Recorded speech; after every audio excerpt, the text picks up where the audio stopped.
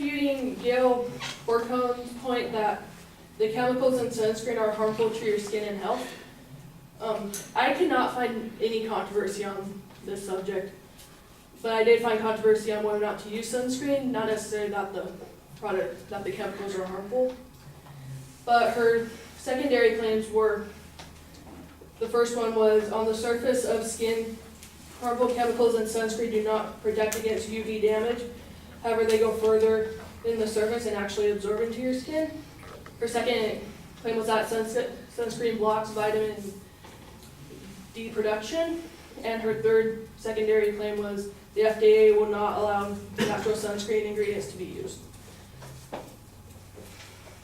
I'll refute her first and second claims by challenging her evidence, and her third claim by challenging her reasoning. On her first point, she mentions two major chemicals, benzophene and oxybenzone, and she implies that you should avoid these by using sunscreen, but these chemicals are also in bath products, makeup products, skincare products, and a lot of other common products. So her argument is insignificant because you will still run into those chemicals even if you don't use sunscreen. In her second claim, she says vitamin D deficiency is caused by using sunscreen. And this argument is set up as a chain argument. And if one link is valid, the whole part is invalid. And part of her link is that sunscreen causes lack of sunlight exposure. And she goes on to say lack of sunlight exposure causes vitamin D deficiency. But where she talks about sunscreen causing lack of sunlight exposure, according to MedicineNet and WebMD, they talk about some of the causes, including sunlight exposure, but they say lack of sunlight exposure is caused by being homebound, living in northern latitudes, wearing long robes or head coverings, and occupation that presents sun exposure. They don't mention sunscreen.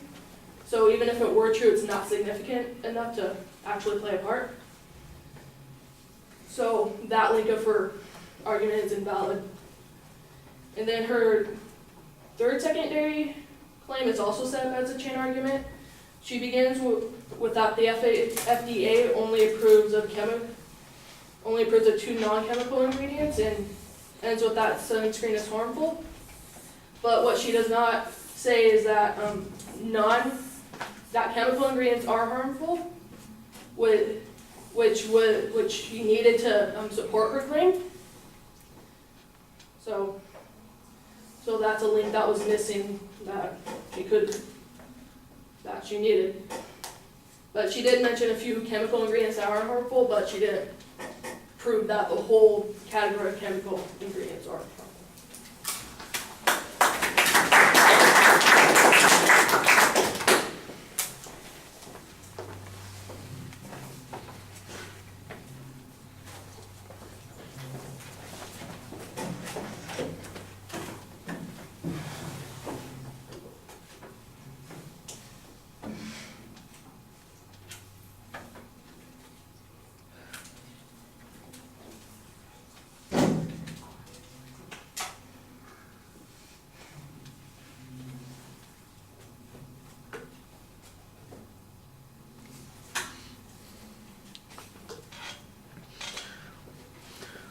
All right, the structural issues are labeled pretty clearly.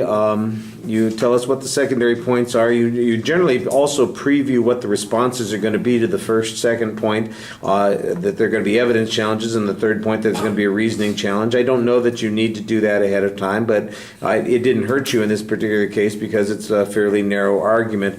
On the first point, talking about the benzophene and the oxybenzophene, for instance, I think that you've got a good argument here that suggests that, look, these are present in a lot of products. I would like to have some evidence on that. I didn't really hear a source citation on that. You mentioned that it's probably in soaps and makeup and all those kinds of things. So what percentage of risk comes from the use by people of this in the sunscreen? I think that's a legitimate question to ask. And if you could show, for instance, that the vast majority of these chemicals, or the vast majority of products that people are exposed to these chemicals, are other kinds of products, that certainly diminishes the advocate's claim on that point, and that made sense. The vitamin D deficiency argument, I think you're doing the same kind of thing, trying to diminish the importance of sunscreen as a factor in vitamin D, and you do that in part by suggesting that there are all these other explanations for vitamin D deficiency, and I think that's fine, but the fact that sunscreen is not listed does not necessarily mean that it's not true, and I think that you've kind of jumped to that conclusion based on the list of potential causes there. I do think that you want to emphasize that, for instance, a lack of exposure to the sun because if people are homebound. Look, if you're homebound, you don't need to use sunscreen, so obviously people are still getting the problem. If you live in northern latitudes, you don't have as much exposure, so people aren't using sunscreen to the same degree. So the mere fact of the matter is that the vast majority of vitamin D deficiency is caused by something other than access to sunscreen, so I'm not sure why we're worrying about this. And by the way, did the advocate provide any evidence that suggested what the percentage of problem comes from sunscreen? And even then, what's the harm of this vitamin D deficiency? Is it not something that we could get some other way? I just think that you're focusing on the one thing, trying too hard to find an absence of evidence here instead of looking at what evidence. There is an absence of evidence, but you're kind of interpreting the absence of evidence in this one source as being, proof of a lack of causality, and I don't think that you want to make that inference. I couldn't tell what the heck you were saying on the third point. It didn't make any sense to me. It's not clear why you're saying it. This whole class of chemicals is dangerous. Look, the FDA says they're dangerous. All of them are dangerous. At what levels are they dangerous? Those are good questions. But I think the better question to ask is, did the advocate show you who is hurt, how many are hurt, in what way are they hurt, and would they not be hurt if they weren't using sunscreen products? Those are perfectly legitimate questions. Otherwise, whether it's natural or not natural, what difference does that make? That's the key question there. And I think that you kind of got caught up in this other idea instead of just looking at the more general issues that are being presented. All right. Thank you.